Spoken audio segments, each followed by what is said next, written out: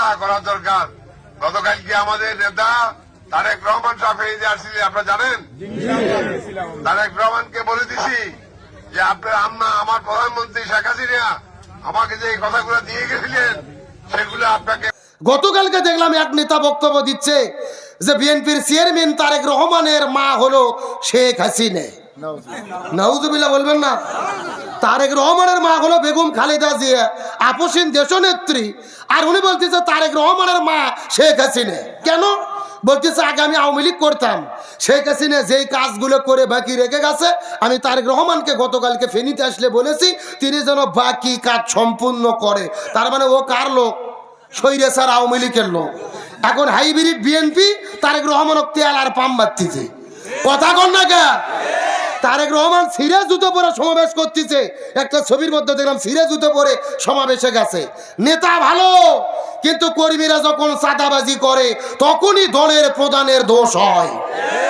একটা দলের সব নেতা খারাপ হয় না, বড় বড় নেতারা ভালো হয়, কিন্তু এলাকার ছুটকে ফটকে তেল তেলা গোয়েন্দার কর্মীদের জন্য দলের দুর্নাম হয়। আমি তারেক রহমানকে বলি, যারা স্বৈরাচারের প্রশংসা করে, হাসিনার কথা বলে, তোমাকে তেল আর পাম মারে বড় নেতা সাজতে চাই, এদেরকে গলা ধাক্কা দিয়ে দল থেকে বের করে দাও। এরা যদি থাকে এরা নিজেরাও ধ্বংস হবে, দলটাকেও নদীতে ডুবাইয়া ছাড়বে। সারা 16 বছর খুঁজে পাওয়া যায়নি, এখন নতুন নতুন হাইব্রিড নেতা সেজেছে। সারাদিন নেতাকে তেল আর পামের উপরে রাখে স্বার্থ হাসিল করার জন্য। এ ভালো করে শোনেন, হাসিনা এত খারাপ ছিল না। এই আশেপাশের তেল তেলা গোয়েন্দার পাম পাইয়ে এই ফিরাউন হয়ে গিয়েছিল। আর ফিরাউনও এত খারাপ ছিল না, ওই হামান টাকলার পাম খাইয়ে তেল খাইয়ে ফিরাউন হয়েছিল। সুতরাং এখান থেকে শিক্ষা নিতে হবে, বর্তমানে যারা নেতা আপনারাও তেলবাজ কর্মীদের কাছে রাখেন না, এরা নিজেরাও ডুববে, আপনাদেরকেও ডুবাইয়া ছাড়বে। আসল আলোচনা শুরু করেছিলাম, রসুলের জীবন আদর্শ মানাকে ফরজ করেছেন কে? আরো ধরে বলেন। আমার প্রিয় বন্ধুগণ, মুসলমান ভাইরা গভীর মনোযোগ লক্ষ্য করুন। কোন দিকে নজর নাই, কোনো দিকে তাকাতাকি নাই। নবীদের জীবন আদর্শ মানা আল্লাহ ফরজ করে দিলেন। আমি পুরো কোরআনটা গবেষণা করে দেখেছি, আল্লাহ নবীদের জীবন আদর্শ মানা কেন ফরজ করলেন, এর পেছনে প্রধানত কারণ হলো 3টা। জোরে বলেন কয়টা? এই 3টা কারণের মধ্যে প্রথম নম্বর কারণটা কি, এই সম্পর্কে আমার আল্লাহ তাআলা কোরআনুল কারীমের মধ্যে কত চমৎকার করে বলেন, লাকাদ কানা লাকুম ফি রাসূলিল্লাহি উসওয়াতুন হাসানাহ।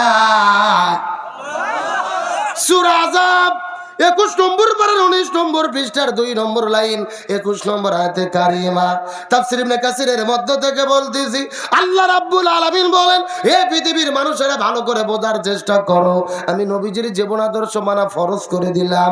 তার মধ্যে প্রথম নম্বর কারণ হলো নবীজির জীবনের মধ্যে রয়েছে শ্রেষ্ঠ আদর্শ।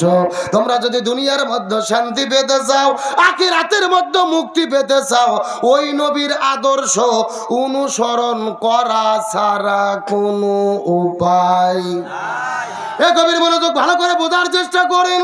ইমাম বুখারী রাহমাতুল্লাহ আলাইহি বুখারী শরীফ লেখার আগে এই জমিনের মধ্যে একটা কিতাব লিখেছিলেন, যে কিতাবের নাম হলো আল আদাবুল মুফরাদ। এই কিতাবের মধ্যে তিনি বর্ণনা করে বলেন, হাসরের ময়দানে আল্লাহ 6 প্রকার মানুষদেরকে বিনা হিসাবে জান্নাতের মধ্যে দেবে।